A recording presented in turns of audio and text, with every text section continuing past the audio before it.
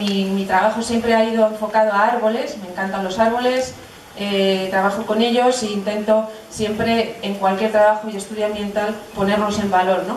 Últimamente nos estamos dedicando a trabajar más en arbolado urbano, sobre todo porque vemos que realmente el árbol es el elemento fundamental, el ser vivo que está cerca del ciudadano, ¿no? Y en las ciudades realmente el problema muchas veces es que falta esa conexión, ¿no? Con el elemento, con el ser vivo, ¿no? Mi charla va a ir un poco en esa línea, en dar algunas herramientas y algunas formas de poder gestionar mejor los árboles en las ciudades, a la vez que hacer partícipe al ciudadano de esas herramientas.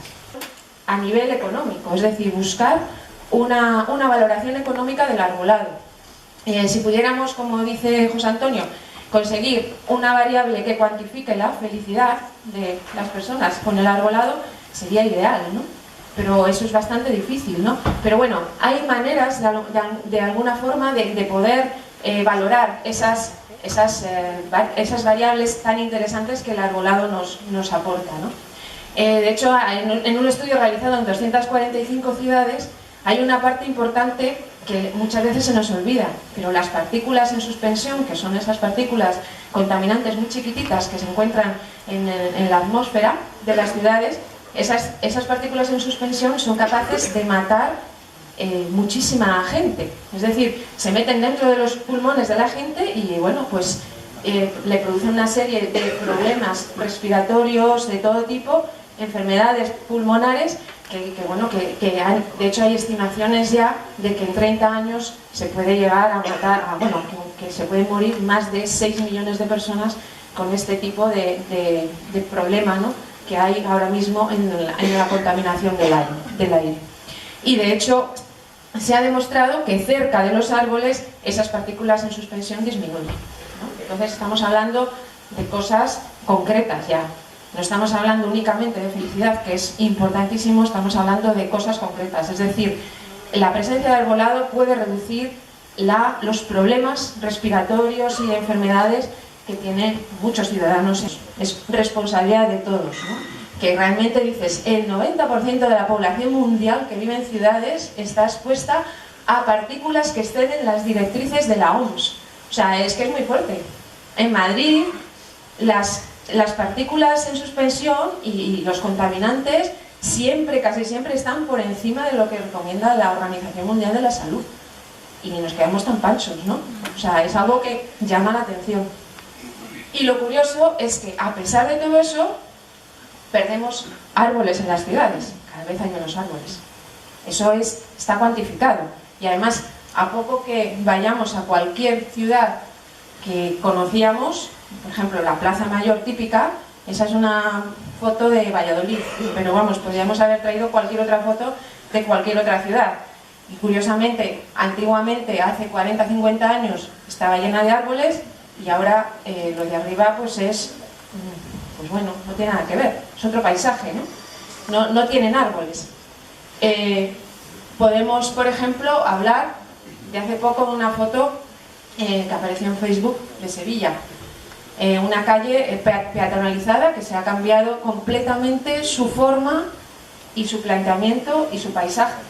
Es decir, arriba una calle frondosa, abajo tenemos una calle llena de edificios que parece otra y que además solamente está puesto con unos naranjitos que en principio lo que parece es que es como que forman parte del mobiliario urbano. Igual que podría haber puesto un naranjito, podría haber puesto pues un banco o una farola, ¿eh? O sea, realmente ahí no se ve que exista una interpretación de eso que hemos hablado, de la salud, de los beneficios que nos dan los árboles, sino que realmente es un decorado, ¿no? Cuando tenemos todo eso tan claro, ¿qué podemos hacer, no? En realidad tenemos que cambiar nuestro formato de ciudad. ¿Cómo lo hacemos? Porque desconocemos la manera de trabajar y comunicar, ¿no? Esos valores que tiene el arbolado. Y luego también, una cosa que es importantísima, es que tenemos que tener de nuestra mano al ciudadano. Es decir, el ciudadano tiene que estar educado, tiene que conocer esos valores, tiene que darse cuenta, ¿no? de que existe esa ventaja, ¿no? Esa ventaja que además la puede hacer suya. Hay muchas investigaciones, ¿no?, que demuestran que el arbolado urbano es favorable para el ser humano y que además disminuye la contaminación, mejora la calidad de vida, bueno, multitud de cosas, ¿no? El efecto sobre la temperatura es patente, o sea, el efecto de la temperatura, aquí por ejemplo tenemos un ensayo que se hizo en México y bueno, con árboles, una calle con árboles y sin árboles, con la misma más o menos temperatura del aire, que eran 33 grados, bueno, pues ese coche, por ejemplo, que estás sin árboles y sin ningún tipo de cubierta, llega a medirse 70 grados dentro del coche, mientras que el mismo coche, debajo justo de la cubierta, tiene 33,6.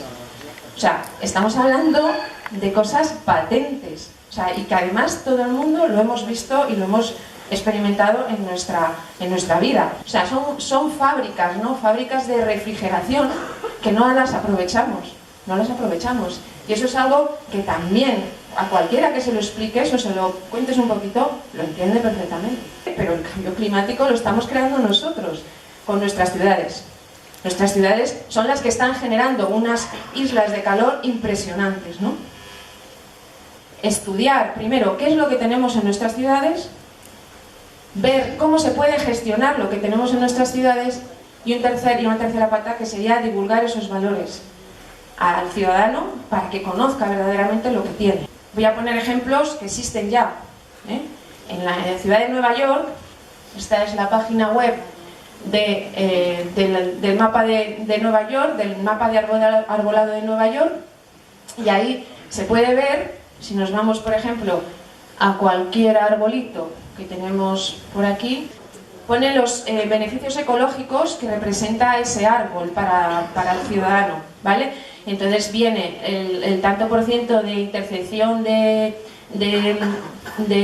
lluvia y el valor económico que eso supone, la energía conservada cada año, el aire contaminante que realmente fija, etcétera. O sea, y eso además está cuantificado económicamente, el valor en dólares económicamente de ese árbol, ¿vale? ¿Eso cómo lo hacen? Bueno, pues en principio es como cuánto dinero se ahorra la administración porque ese árbol en concreto fije tanta cantidad de contaminante, de tal, no sé qué, cuánto fija CO2, cuánto, etcétera, ¿no?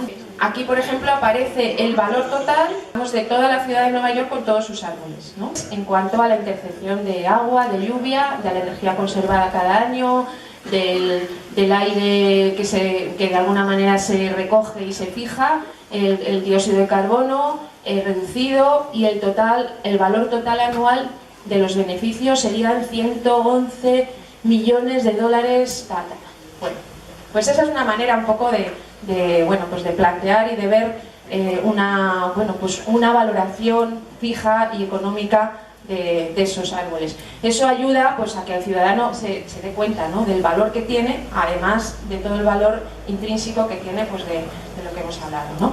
Existen también otros instrumentos que te ayudan a poder cuantificar un poco esas variables que tiene el arbolado interesantes, ¿no?, de fijación de CO2, emisión y todo eso, ¿no?, que sería utilizar, por ejemplo, la herramienta LIDAR para poder saber la superficie de copa, ¿no?, que la superficie de copa es casi lo más importante. La gente se piensa que es tener el árbol en sí ya es por sí importante. No, es que tienes que tener un buen follaje, una buena copa que fije y que además fotosintetice, que esté bien de salud. Es decir, hay una serie de variables que no es únicamente tener un árbol, y estamos intentando hacer un método de valoración que de alguna manera cuantifique y sea un mixto para poder hacer un desarrollo, digamos, un modelo más de acorde a la situación de los municipios españoles.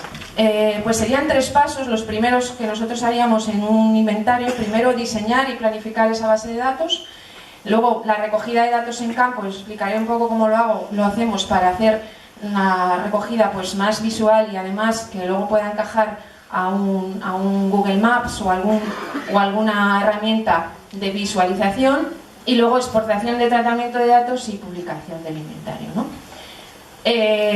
Lo que nosotros hacemos normalmente pues es hablar con el ayuntamiento y decimos, bueno, ¿qué variables son las que a ti te parecen interesantes y a nosotros también para poder valorar el arbolado adecuadamente, ¿no?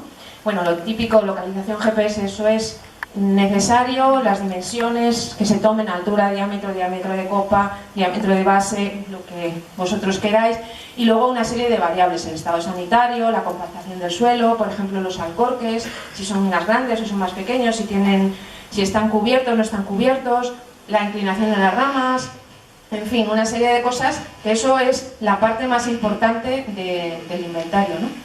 Consensuarlo, ¿no? Y luego, bueno, pues buscar también variables que sean fácilmente medibles, que tengas un desplegable con una serie de cosas y que realmente te ayude a que eso sea rápido, ¿no? Y que lo puedas hacer además adecuadamente. Y luego, esos datos de Excel o de base de datos se pasan generalmente se visualizan, ¿no? Entonces se puede meter, por ejemplo, en Google Maps, se puede hacer ahora os haré una muestra de cómo podría quedar, con la idea un poco de que eso sirva también para que el ciudadano lo visualice, es decir, para que pueda tener incluso un acceso en la página web del ayuntamiento y donde pueda visualizar qué especies hay, dónde están, todas las variables que nosotros queramos meter en ese propio Google Maps o cualquier otro archivo gráfico. ¿Cuál sería el siguiente paso? Una vez que ya hemos conseguido todo eso, sería la gestión, ¿no? Y la idea un poco es, vamos a ver, el inventario no sirve de nada si nosotros no tenemos después un plan de gestión, no tenemos una idea en la cabeza de qué es lo que tenemos, cómo lo podemos cambiar, qué es lo que tenemos mal hecho, hacia dónde vamos y qué es lo que tenemos que hacer, ¿no? En un futuro. Que eso es un poco la idea del plan de gestión. Por ejemplo, se hace una valoración de qué anomalías hay en la ciudad o en el pueblo, ¿no? Que puedan ser, por ejemplo, alcorque insuficiente, conflicto de señalización, conflicto de fachadas, marco de plantación inadecuado, anomalías en el suelo. Todas esas cosas se cuantifican y entonces el técnico ya sabe cuál es el tanto por ciento de problemas que tiene y además están tipificados, ¿no? Sabes lo que tienes, sabes cómo se puede gestionar. Ahora, ¿hacia dónde vamos? Un plan director que va unido al urbanismo y que de alguna manera van cogidos de la mano.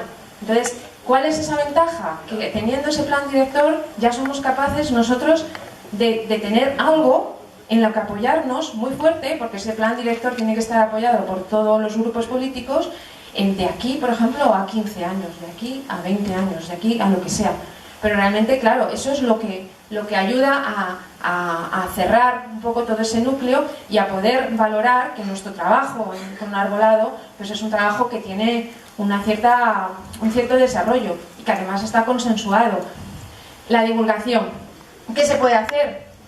Pues en concreto, por ejemplo, con el tema del inventario del arbolado, se puede consultar las especies y las fichas destacadas en la página web y de alguna manera hacer que la gente, bueno, pues interaccione, ¿no? Por ejemplo, realización de una pequeña guía, pues para que la gente conozca el arbolado, elaboración de cartelería que de alguna manera ponga en valor el arbolado.